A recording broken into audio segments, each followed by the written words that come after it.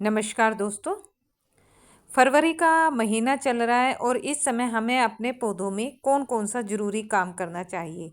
तो सबसे पहले मैंने मोगरा का पौधा लिया है, ये काफ़ी साल पुराना है। तो सबसे पहले मैं इसकी हल्की हल्की सी कटिंग कर रही हूँ, क्योंकि पहले भी मैं इसकी कटिंग कर चुकी हूँ। कटिंग करना इसलिए ज़रूरी होता है, इससे प्लांट पहले से ज़्यादा घना होता है और ढेर सारी ब्रांचेस आती हैं, और जितनी इस पे ब्रांचेस आएंगी उतने ही इस पर फूल भी खिलेंगे। अब ये पौधा 2 से 3 साल पुराना हो गया था।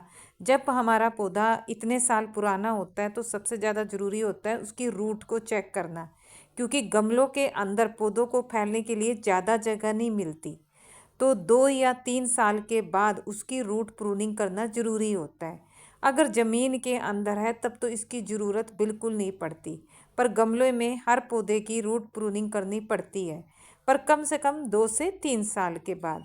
तो सबसे पहले मैंने अपना ये पौधा निकाल लिया है, इसकी रूट प्रूनिंग करना ज़रूरी था, क्योंकि इसकी सारी की सारी जड़ें बाहर निकल रही थी गर्मी में, और अब ये फैलेगा, इसको फैलने के लिए जगह चाहिए। तो ये काम करना मैंने सबसे ज़्यादा ज़रूरी समझा। उसके बाद इसकी जड़ें अच्छी तरह से काट दी। देखिए, थोड़ा सा पौधे का नुकसान तो है, लेकिन इसकी ग्रोथ बहुत अच्छी होगी और मौसम भी बहुत अच्छा है। फरवरी के महीने में ये सारे काम होते ही हैं। और अगर आपका पौधा ज़्यादा पुराना नहीं है, 1 साल पुराना है, तब उसमें खाद दें। बस ये सब करने की ज़रूरत नहीं है, तब उसमें खाद देंगे तब भी हमारा पौधा अच्छी तरह से ग्रो होगा। तो यहाँ पर देखिए, मैंने इसकी सारी की सारी जड़ें हटा दी हैं और अब प्लांट की ग्रोथ पहले से ज़्यादा अच्छी होगी। तो अब बनाते हैं एक अच्छा सा सोयल मिक्सचर।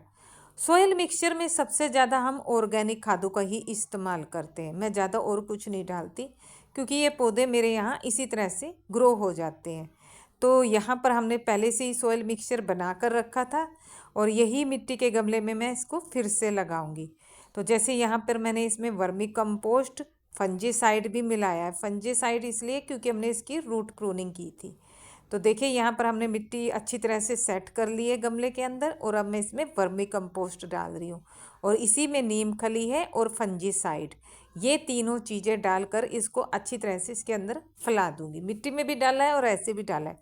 अब सबसे ज़रूरी चीज़ देखिए, अगर आपने ये काम कर लिया ना, तो 6 महीने तक किसी भी खाद की ज़रूरत नहीं पड़ेगी और पौधे पर भर भर कर फूल आएंगे। तो ये हैं सूखे केले के छिलके।